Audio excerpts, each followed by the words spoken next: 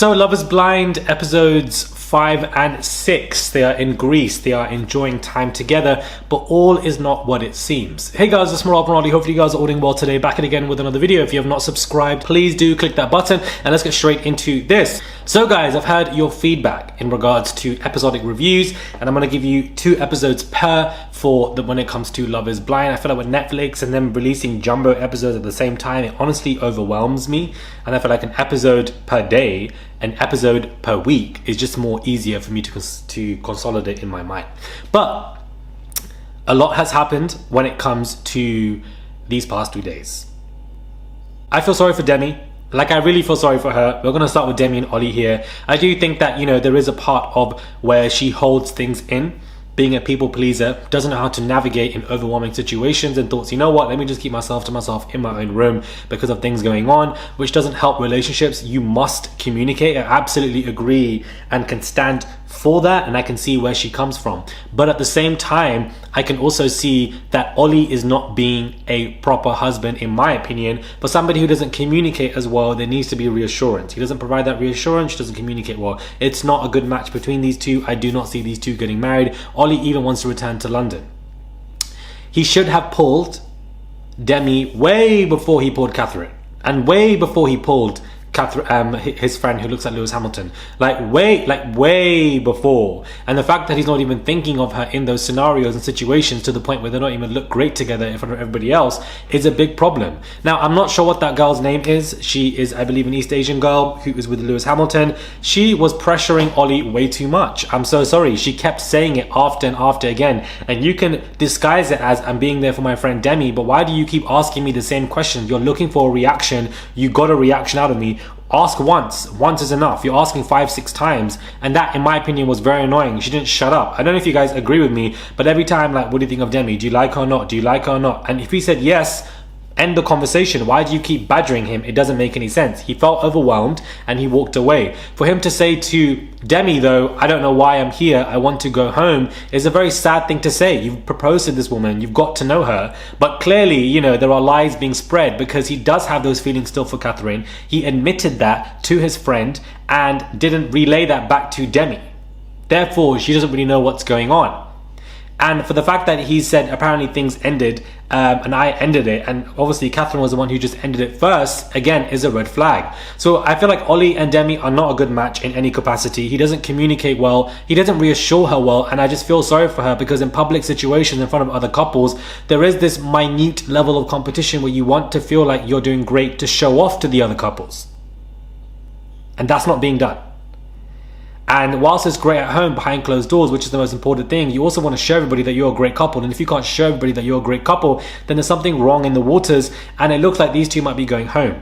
It's nice to see Benaiah and Nicole surprise everybody. I feel like they're a much more suited match. They're taking time to be intimate, which is also nice to see. It's refreshing, it's different, they get on well, they're very like-minded, spiritually minded. But will they get to the wedding altar? Guys, I honestly don't know. I don't see it happening, to be honest with you, for some reason, because this man wants to travel a lot and become a full-time nomad. She's been through a marriage before, and probably it's just too risky for her. Obviously, things didn't work out with Sam. That man is a raging Zionist weirdo, but at the same time, I just don't see it I feel like Benaiah and Nicole are just good for now. I don't see it in the long term. I don't know what it is. It's just not meshing or clicking.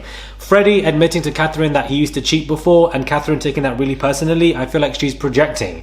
Once a cheater, always a cheater. I don't believe in that. I honestly don't believe in that, guys. You can make mistakes in your teenage years, 16, 17, 18, 19, 20, 21, and when you're in your late 20s, 29, 30, 31, you can absolutely be a different person. You can absolutely not cheat. You can absolutely be committed to the person that you like and love. Along with communication and reassurance, I do think Freddy is a good guy, and I don't think that, he should be punished for mistakes that he made many years ago, and rather be admired and respected for his honesty. Yes, it's going to be a red flag for Catherine, because she's been cheated on before, and so therefore it's like, oh my god, is it going to happen again? I'm worried. What the hell? We're about to get married. It's a big thing for me to think about. Absolutely, I'm not saying that she's wrong, but I also don't think that this man should be penalized in this relationship unless Freddy has shown actions towards Catherine, which he's not done right now. Honestly, he hasn't. At the ages of 17, 18, 19, 20, your brain isn't even fully developed. especially sexually. It's not. It's biologically proven. You can be different from then to 29. If you're continuously cheating throughout your 20s, that's a whole different story. But if he's done it once, 7-8 years ago, I don't think it's that deep. I feel like it's being dramatized, and I feel like Catherine and Ollie have unhidden feelings, and I think there's going to be a lot more of that we're going to see in the next couple of episodes.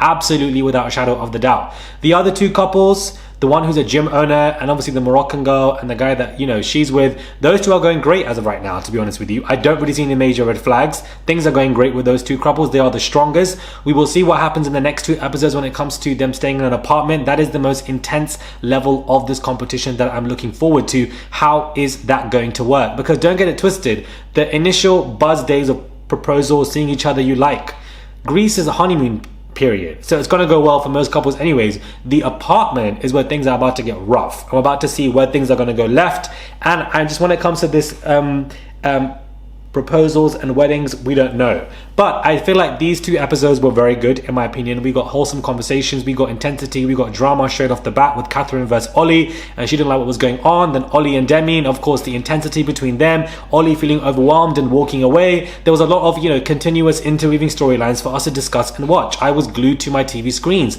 This is a very strong cast for Love is Blind UK. For the first season, they are coming and proving to be a powerhouse for the UK edition and version. And if this goes well, these cast members will blow up on socials, and we're definitely going to be getting a season 2. And the world watching this are loving the UK version, especially in America. They're stating that they love it, and I'm glad that they are. And I'm glad that this cast, as opposed to the American versions, we get people actually in the right age range. In the late to early 30s is what we would like to see. That age range is what Love is Blind is for, because that is the age that people mainly get married, want to have kids and etc. and settle down. So it's just good to see that refreshing age range on TV.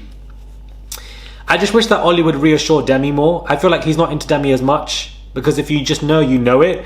And the things that he says, he doesn't really think about her sometimes. And, you know, saying to her, well, you know, you can be insecure, you can be jealous. And it's like, whilst you can be that, to say that to your wife to be whilst he's talking to another woman is just not the right words to say, because it's going to make her feel even more like, and you can feel, I love Demi. I feel like she's downplaying it because she doesn't want to cause any issues for anybody else. She's still people pleasing. You can see that in her emotions, how she reacts, the fact that she's chill, she's not raising her voice, she's trying to keep it relaxed, doesn't want to do OTT. You can see all of that in the way that she's acting. You absolutely can. Absolutely. So she's still people pleasing. I'm glad that she communicated. It's not going to work. It looks like they're not even going to go back to apartments. It looks like they want to go back to London and see if it works there and then. We see, I think, Sam coming in the next couple of episodes, so we'll see what happens when it comes to that. But Benaiah and Nicole, I want them to work. I just don't know as of right now. I feel like I need to watch the next 2 episodes to be convinced. That will be coming out tomorrow, the review, or later tonight. But hopefully you guys like this more with just me reviewing the 2 episodes. I feel like it's more detailed, it's more thorough, it's more relaxed, it's more spaced out, it's more chilled. And that's what I used to do for the Love is Blind UK season, USA season 1, I recall. In 2019, I did, you know, episodic reviews. But let me know what your thoughts are if you prefer it like this, by week, 2 episodes per. What are your thoughts on these couples? Chime in, please. What are your favorites? What are not your favorites? We would like to know. Subscribe, and I'll catch you guys soon for another video.